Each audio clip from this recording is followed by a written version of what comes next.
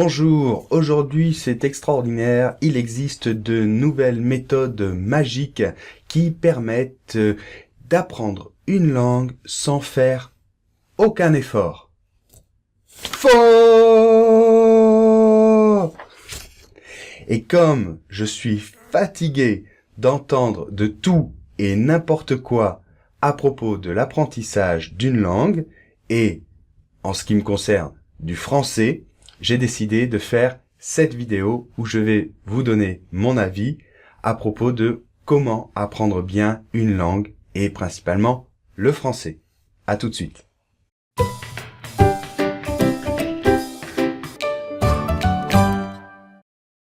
Ok, alors comment on va faire? Eh bien, je vais en fait dire des phrases, citer des phrases que j'entends très souvent et je vais vous dire si je pense que c'est vrai ou si je pense que c'est faux et je vais vous expliquer pourquoi. Donc première phrase, la motivation c'est le plus important.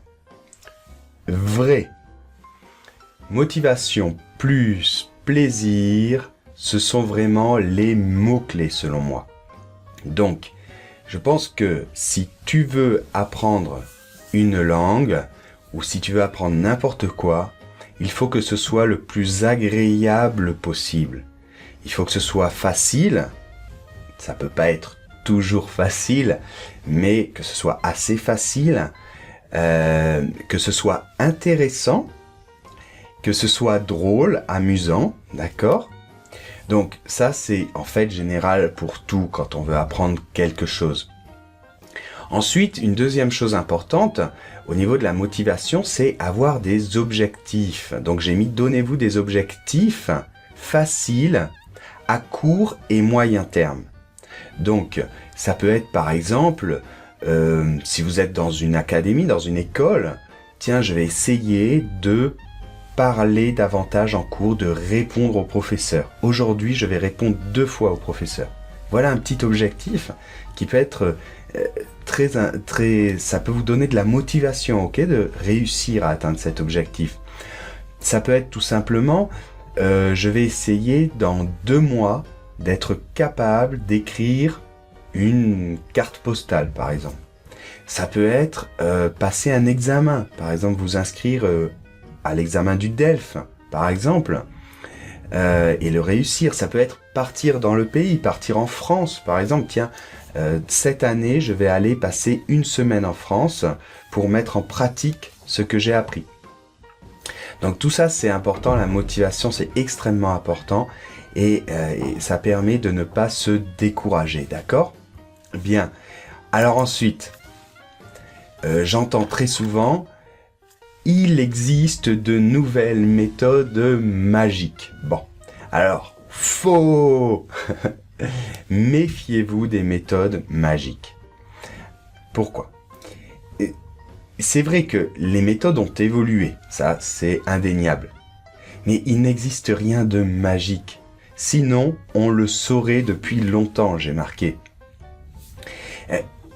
Il peut y avoir des méthodes qui soient plus adaptées, qui soient plus dynamiques, qui soient plus pratiques. Oui, c'est vrai que les choses ont évolué. Faire que de la grammaire comme on en faisait quand j'étais petit, non, c'est pas bon. Mais il n'y a pas des méthodes magiques. Quand on vous dit écoute, et tu vas pouvoir parler, par exemple. Mais c'est pas possible. On peut pas parler une langue parce qu'on l'a seulement écoutée. Il faut parler pour apprendre à parler. Il faut écrire pour apprendre à écrire.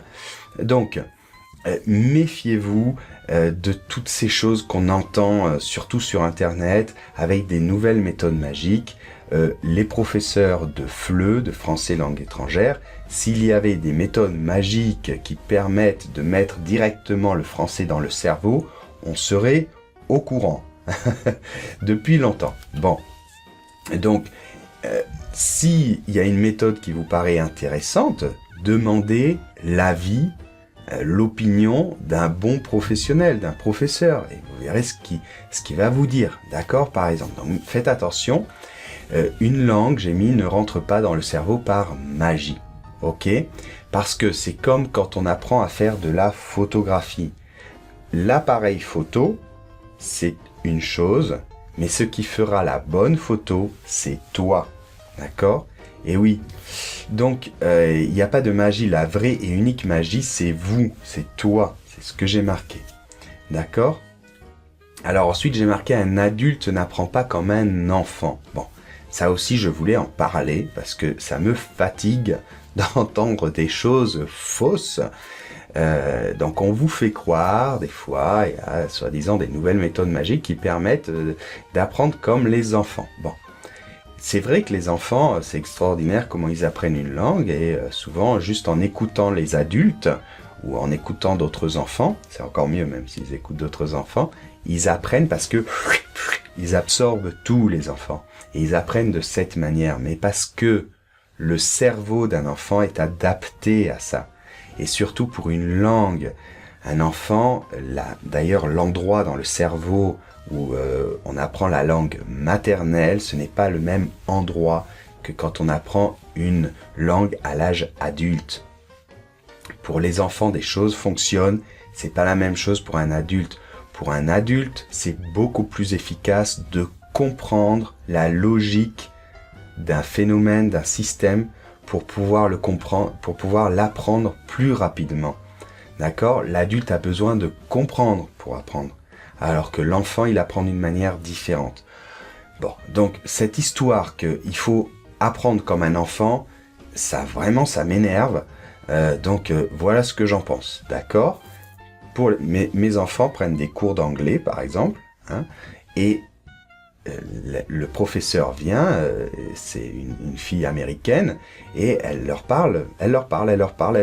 Ok, parce que ce sont des enfants, donc ça fonctionne. On va pas faire de la grammaire avec des enfants, ça va les ennuyer. Mais c'est pas pareil des enfants et des adultes. Malheureusement, nous les adultes, on n'est plus des enfants. et il faut l'assumer, ok ? Bon allez, ensuite la grammaire. On va parler un petit peu de la grammaire, la théorie. La grammaire n'est pas votre ennemi. J'en ai marre, je suis fatigué d'entendre des vendeurs d'espoir qui vous disent la grammaire c'est nul, la théorie c'est pas bien. Bon. C'est vrai que de faire que de la théorie c'est très mauvais. C'est pas bon pour une langue. En plus, c'est pas très motivant. Mais la grammaire doit être un outil. Ce n'est pas une fin en soi. C'est pour ça que dans les examens, maintenant, il n'y a plus de grammaire normalement. Parce que ce que l'on veut juger, ce que l'on veut voir de l'élève, c'est s'il sait parler. C'est pas si c'est de la grammaire. On s'en fiche de la grammaire. Mais la grammaire va t'aider pour comprendre et pour apprendre plus vite. Donc il faut faire de la pratique et il faut faire aussi de la théorie. De la grammaire, de la prononciation, ça peut être autre chose que de la grammaire. Mais il faut qu'il y ait les deux. D'accord ? C'est important. Mais enfin, j'en reparlerai après. Mais la grammaire n'est pas votre ennemi. D'accord ? Et c'est fini les histoires il y a 40 ans, l'école où on faisait que de la théorie. C'est fini ça. Mais ça ne veut pas dire qu'il faut passer à l'autre extrême. D'accord ? Bien. Donc j'ai mis une bonne méthode doit unir la pratique et la théorie, je vais en reparler. Et je voulais dire aussi une chose à propos de la théorie, de la grammaire. Très souvent, la théorie permet de te débloquer. C'est-à-dire souvent les gens dans une langue ou dans une autre discipline arrivent à un certain niveau et au bout d'un moment ils bloquent, ils n'arrivent plus à monter. Et bien de faire un peu de théorie, ça permet de se débloquer et d'atteindre d'autres niveaux qu'on ne peut pas atteindre si on ne fait pas un moment de la théorie. D'accord ? Je vois par exemple, j'ai une très bonne amie ici en Espagne qui n'a jamais pris de cours d'espagnol. Elle se débrouille, elle arrive à parler, à comprendre, mais elle parle mal et elle n'a jamais pu dépasser ce cap. Jamais. Donc voilà, des exemples comme ça, il y en a beaucoup. Donc la théorie n'est pas ton ennemi. D'accord ? Mais il faut l'utiliser à bon escient. Ok ? Allez, je vais parler un petit peu de la méthode. La méthode, ce n'est pas important. Faux. C'est très important de choisir une méthode adaptée. Alors la méthode, je ne parle pas d'un livre ou d'une méthode sur Internet en particulier. Une méthode, ça peut être ta méthode, ta façon d'apprendre. Donc, la méthode doit être adaptée à vous. à toi. Donc, par exemple, si tu es un enfant ou si tu es un adulte, il y a des gens qui ont une mémoire davantage visuelle, d'autres qui ont une mémoire davantage sonore. Il faut aussi adapter une méthode à ce que tu aimes. Par exemple, regarder des choses sur Internet qui soient intéressantes pour toi. Donc pour toi, par exemple, l'histoire va être intéressante, et pour d'autres personnes, je sais pas moi, les extraterrestres, ça va être intéressant. Donc il faut s'adapter à ses capacités, à ses intérêts, à son âge, etc. Donc adapter à vos besoins et à vos objectifs. Donc ça aussi très important. Par exemple, si l'objectif c'est d'aller dans 3 mois dans le pays, vous allez partir travailler en France. Alors la méthode à utiliser va peut-être pas être la même que si vous avez toute la vie devant vous pour apprendre le français. Peut-être que vous avez besoin de passer un entretien de travail. D'accord, donc il faut que ce soit adapté à vos objectifs, ce que vous voulez faire avec la langue. Et puis peut-être qu'il y en a d'autres qui veulent s'améliorer en orthographe, d'autres en expression orale, d'autres, bon. Aussi adapté à votre personnalité. Donc, il y a des gens qui préfèrent des cours particuliers avec une personne, il y en a d'autres qui sont plus indépendants et qui peuvent apprendre d'une façon autonome, etc., etc. D'accord ? À votre niveau, donc, par exemple, on n'apprend pas de la même manière à des gens qui débutent complètement dans une langue et des gens qui ont déjà un certain niveau. Par exemple, je donne des cours gratuits dans les bibliothèques publiques le matin. On est 50 des fois en cours, mais ce sont des cours pour un niveau très basique, très de débutant. Donc c'est pas très grave, on peut être nombreux en classe. Si ce sont des cours pour des gens qui ont un niveau plus avancé, on pourrait pas être aussi nombreux en classe, ce serait beaucoup moins pratique, d'accord ? Donc ça dépend aussi du niveau. Et ça dépend aussi de vos possibilités. Il y a des gens qui, moi je vois mes élèves, qui apprennent très vite, et il y en a d'autres qui sont plus lents, donc il faut s'adapter, d'accord ? Donc le tout c'est trouver une méthode, une façon d'apprendre qui soit adaptée à chacun. C'est très important ça aussi. Bien. On peut apprendre en étant passif. Faux. Alors voilà, je suis aussi fatigué d'entendre des gens qui disent « Non mais avec ma méthode géniale, tu écoutes et tu apprends. » Ou alors, il y en a d'autres qui disent par exemple « Pendant que tu dors et tu mets du français et tu apprends le français. » Alors je suis désolé, je vais vous casser vos rêves, votre espoir, mais vous devez vous aussi faire votre part de travail. Dans tout apprentissage, il y a un moment où il faut être actif. Alors, si vous êtes inscrit dans une école, dans une académie, ou même si vous suivez une méthode, il faut faire vos devoirs. Mais bien sûr, par exemple, dans mon école, il y a des élèves qui viennent en cours, toujours, mais qui en cours sont complètement passifs. Et à la maison, ils ne font absolument pas les devoirs. Eh bien, je peux vous assurer que ces élèves-là, ils n'apprennent pas.